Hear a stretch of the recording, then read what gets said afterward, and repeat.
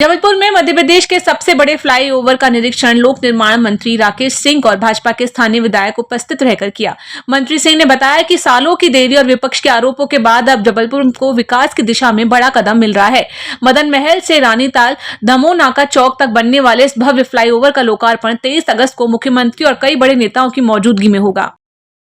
कुछ लोग अदालतों में गए, माननीय न्यायालय ने उसमें सुनवाइयां शुरू की, काफी समय उसमें निकला।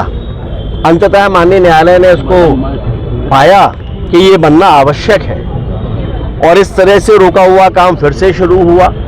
तो एक लंबी यात्रा इस फ्लाईओवर की है, लेकिन मुझे ये कहते हुए खुशी है कि जिस जबलपुर को कभी बड़ा गांव कहा जाता था, 2004 में जब मैं सांसद बना तो उस समय एक बड़ी खबर लगी थी एक अखबार में, जबलपुर एक बड़ा गांव। अंततः आज मध्य प्रदेश का सबसे बड़ा फ्लाईओवर यहां पर बन रहा है, बन चुका है। देश का सबसे बड़ा केबल स्टे ब्रिज इसमें है। देश की सेकेंड लार्जेस्ट रिंग रोड यहां बन रही है, जिसमें लॉजिस्टिक पार्क होंगे, रोपवे यहां पर होने जा रहे हैं। कुल मिलाकर हम कहें तो जबलपुर के विकास को पंख लगे और जबलपुर आज महानगर के स्वरूप में दिखाई दे रहा है। और ये वास्तव में जबलपुर की जनता का आशीर्वाद है और जबलपुर के सभी जनप्रतिनिधियों की एकजुटता है, जिसका ये सुखद परिणाम यहाँ देखने को मिल रहा है। भाई साहब, लोकार्पण कितना भव्य होने जा रहा है इसका? 23 तारीख को देश के भूतल परिवहन मंत्री माननीय गडकरी जी पधार रहे हैं। मध्य प्रदेश के लोकप्रिय मुख्यमंत्री माननीय मोहन यादव जी रहने वाले हैं। हमारे प्रभारी मंत्री जी भी इसमें रहने वाले हैं। कुछ और भी जनप्रतिनिधियों के आने की संभावना इसमें अभी है, अभी फाइनल नहीं हुआ है, लेकिन कुल मिलाकर हम कहें तो ये 3 लोग तो निश्चित हैं जो उस दिन रहने वाले हैं। माननीय गडकरी जी, माननीय मुख्यमंत्री जी इसका लोकार्पण करेंगे और हम सभी इस ऐतिहासिक अवसर के साक्षी होंगे। और मुझे कहते हुए भी खुशी है कि मध्य प्रदेश में डॉक्टर मोहन यादव जी के नेतृत्व में पिछले 2 सालों में इसमें कहीं कोई रुकावट आने नहीं दी गई। पहले माननीय शिवराज जी के नेतृत्व में जब इसका काम प्रारंभ हुआ तब भी हमें भरपूर सहयोग इसको लेकर मिला। तो हम कहें तो भारतीय जनता पार्टी की सरकार चाहे केंद्र की हो या राज्य की, इस संकल्पना को तभी पंख लग पाए जब इन दोनों सरकारों ने पूरे सहयोग के साथ इसको आगे बढ़ाया। नगर निगम और स्मार्ट सिटी द्वारा आयोजित पत्रकार वार्ता में मध्य प्रदेश सरकार ने जबलपुर को जल प्लावन और बाढ़ की समस्या से निपटने के लिए 222 करोड़ रुपए की राशि दी। इस परियोजना में वाटर हार्वेस्टिंग और सोलर ऊर्जा से बिजली उत्पादन का प्रावधान शामिल है। जबलपुर महापौर जगत बहादुर सिंह, अनु भैया और अन्य अधिकारी इस अवसर पर मौजूद रहे। निगम को इस परियोजना को 18 माह में पूरा करने का समय दिया गया है। जल प्लावन से बहुत राहत हम लोगों को इस वर्ष मिली है। जो 125 से ज़्यादा शिकायतें होती थी, घरों में पानी भर जाता था, आपने देखा इस वर्ष नहीं भरा। बहुत कम शिकायतें, सड़कों पे थोड़ी थोड़ी शिकायतें आई है, परंतु जल प्लावन मुक्त हम लोगों को करना है। हम लोग प्रतिबद्ध हैं। केंद्र सरकार ने यशस्वी प्रधानमंत्री जी नरेंद्र मोदी जी के कारण और हमारे यशस्वी मुख्यमंत्री डॉक्टर मोहन यादव जी के कारण आज जबलपुर शहर को फिर एक बड़ी उपलब्धि हासिल हुई है। 222 करोड़ रुपए जल प्लावन से मुक्ति के लिए 18 महीने के अंदर हम लोगों को राशि स्वीकृत की गई है।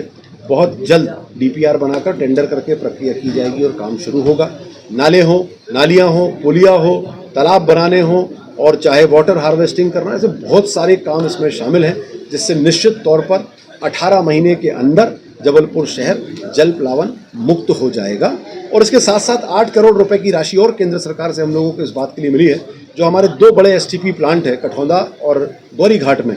इन दोनों प्लांट में जो बिजली लगती है हम लोगों को, एक बड़ा बिजली का बिल हम लोगों को आता है, उस 8 करोड़ से हम लोग सोलर प्लांट लगाएंगे और ये बिजली की बचत होगी। तो केंद्र सरकार से 230 करोड़ रुपए की जो राशि मिली है, इससे ये निश्चित होता है कि हमारे बिजली का बिल की कमी भी आएगी और साथ साथ जल प्लावन मुक्त होगा हमारा जबलपुर शहर। और ये देश के 11 शहरों का चुना गया है इसमें, और निश्चित तौर पर एक बड़ी उपलब्धि एक बार फिर जबलपुर शहर और नगर निगम जबलपुर को मिली है। 10 मेगावाट की बिजली का टेंडर हो चुका है, टेक्निकल खुल चुका है, फाइनेंशियल बिड खुल रही है। 1 सप्ताह के अंदर वर्क ऑर्डर होगा और आने वाले 6 माह के अंदर जो हम लोगों को 50 करोड़ रुपए साल का बिजली का बिल आता है, उसमें से 5 से 7 करोड़ रुपए का बिजली का बिल हमारा कम होगा। उसके बाद फिर 10 मेगावाट और उसके बाद फिर 10 मेगावाट 30 मेगावाट की हम लोगों की तैयारी है, जो आने वाले 1.5 वर्ष में, एक बार हम लोग प्रक्रिया कर चुके, इस प्रक्रिया को करने में 1.5 वर्ष लगे हम लोगों को। अब आगे हम लोगों को इतना समय नहीं लगेगा।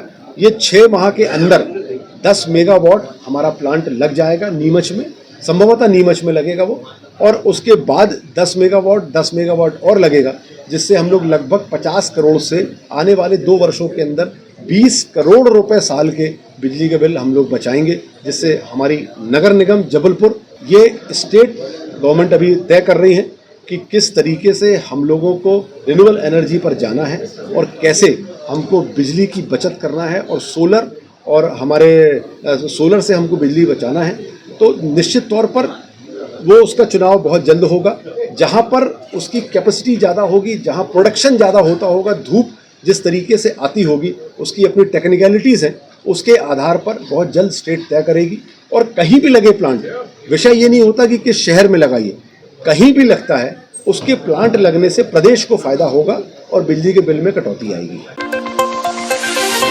भारत के पूर्व प्रधानमंत्री स्वर्गीय राजीव गांधी की जयंती के अवसर पर नेता प्रतिपक्ष उमंग सिंघार जबलपुर पहुंचे। उन्होंने जिला कांग्रेस के सभी कार्यकर्ताओं से भेंट की और प्रतिमा स्थल पर माल्यार्पण और पुष्पांजलि अर्पित की। इस अवसर पर उन्होंने भाजपा पर निशाना साधते हुए कहा कि अगर भारत में वोट चोरी नहीं होती तो कांग्रेस की सरकार होती। उन्होंने 2028 के लिए पार्टी की तैयारी और योजनाओं के बारे में भी जानकारी दी। पार्टी कार्यक्रम में जा रहे हैं। भाई साहब, क्या संदेश देने जा रहे हैं? 2 मिनट। देखिए, संदेश एक ही है कि कांग्रेस प्रदेश के अंदर 2028 में कांग्रेस का झंडा कैसा लहराए, कांग्रेस कैसे मजबूत हो, कांग्रेस के कार्यकर्ताओं को छोटे सम्मान कैसे मिले, इसी तारतम्य के अंदर दोहराए। वोट चोरी नहीं होती तो कांग्रेस की सरकार होती। ये फर्जी जनादेश वाली भारतीय जनता पार्टी की सरकार नहीं होती। वोट चोरी चुनाव आयोग कर रहा है, वोट चोरी भारतीय जनता पार्टी करवा रही है। चुनाव आयोग एक तरफ कहता हम पारदर्शिता रखते हैं, कहता है कि हर व्यक्ति को वोट का देने का अधिकार है, लेकिन वोट देने का अधिकार जब मिलता है कि जब उसका मतदाता सूची में नाम हो। अगर वो जब पोलिंग पे जाता है मतदाता, उसका नाम नहीं होता, तो हम कह सकते हैं कि जिस प्रकार से बीजेपी अपने पोलिंग सेक्टर में, पोलिंग एरियो में वोट बढ़ाती है, कांग्रेस के पोलिंग सेक्टर के अंदर वोट कम करती है, तो ये प्रमाण है। और चुनाव आयोग के खुद के लेटर निकले कि कोई जानकारी वेबसाइट पे नहीं होना चाहिए, कोई जानकारी किसी को नहीं दी जाना चाहिए। तो सीधे सीधे जब चुनाव आयोग ही पारदर्शिता रखना नहीं चाहता, चुनाव आयोग ही चाहता है कि आम वोटर को जानकारी नहीं मिले, पार्टियों को जानकारी नहीं मिले, कैंडिडेट को जानकारी नहीं मिले, तो चुनाव आयोग सबसे पहले तो इस बात का जवाब दे। जबलपुर के संजीवनी नगर थाना अंतर्गत फूल सागर में एक परिवार अपने घर के सामने चल रही अवैध शराब की दुकान से परेशान हो गया। पीड़ित परिवार ने अपने खून पसीने की कमाई से बनाए मकान को बेचने के लिए घर के सामने बैनर लगा दिया। परिवार का कहना है कि दुकान से दिन भर असामाजिक तत्व इकट्ठा होते रहते हैं और घर से निकलना मुश्किल हो गया है। परिवार ने पुलिस से कार्रवाई की गुहार लगाई। पीड़ित विष्णु पटेल ने बताया कि विगत 5 वर्षों से गुलाब जैन नामक व्यक्ति किराने की दुकान के बहाने अवैध शराब बेच रहा है। पुलिस ने पहले कार्रवाई कर उसे जेल भेजा था, लेकिन वह वापस आने के बाद फिर से शराब की बिक्री शुरू कर देता है। हम थाने आए, संजीवनी नगर थाने। हमारे घर के सामने गुलाब जैन दारू बेचता है। हम लोग 5 साल से परेशान हैं। आए दिन वाद विवाद होता है हम लोग का। बच्चे कितने बार शिकायत कर चुके हैं? 4-5 बार शिकायत यहाँ करी। 2 बार वो जेल में 2 बार वो जेल भी गया, नहीं मानता दारू बेचना। और हमारे घर में बच्ची हैं, वो पढ़ती लिखती हैं, उनका डिस्टर्ब होता है। कहाँ पर बेचते हैं ये शराब? जैन मंदिर के, राजुल सिटी जैन मंदिर के, अपने दुर्गा मंदिर के सामने। कौन है ये? गुलाब जैन। आज कहाँ आए शिकायत देने? संजीवनी नगर थाने। क्या चाहते हो आप? हम चाहते उसकी दारू बंद हो जाए। आपका नाम? हमारा नाम लालू भाई पटेल। मैं शिकायत लेके आया हूँ। मैं फूल सागर निवासी, गढ़ा दुर्गा मंदिर, राजुल सिटी रोड में मेरा निवास स्थान है। और मेरे घर के सामने से निरंतर करीब 4 से 5 वर्षों से कच्ची शराब का व्यापार गुलाब जैन द्वारा किया जा रहा है। जिसको लेके मैं बहुत और मेरे पारिवारिक बड़े पिताजी, बड़ी माताजी और मेरी भतीजी लोग बहुत परेशान हैं। और इसमें 1-2 बार इसके ऊपर कार्रवाई भी हुई है और इसको जेल भी भेजा गया है, लेकिन उसके बाद भी ये अपना जो व्यापार है उसको बंद नहीं करता। मतलब कुल मिला के ये है कि ये समाज के प्रति असामाजिक तत्वों को और असामाजिक लोगों को जोड़ता है और हम लोगों के प्रति उस्काता है कि इनकी वजह से जो है हम दारू नहीं बेच पा रहे हैं। तो हम लोगों से लड़ाई झगड़ा कराता है। एक बार हमसे भी इसने विवादित स्थिति पैदा की थी, जिसका केस अभी न्यायालय में चल रहा है। आज कहाँ शिकायत लेकर आए? आज मैं संजीव नगर थाना आया हूँ। थाना प्रभारी महोदय से मेरा निवेदन है कि इस शराब का जो व्यापार जो धड़कल्ले से जो चला रहा है और समाज के प्रति जो गंदगी फैला रहा है और नशे का व्यापार और नए नए लड़कों को नशे में लिप्त कर रहा है, इसको बंद कराया जाए ताकि हमारा समाज, हमारा मोहल्ला सुरक्षित रहे। जो आए दिन असामाजिक तत्व मोहल्ले में घूमते रहते हैं, उससे हमारा मोहल्ला सुरक्षित रहे। मेरा नाम विष्णु प्रसाद पटेल, फूल।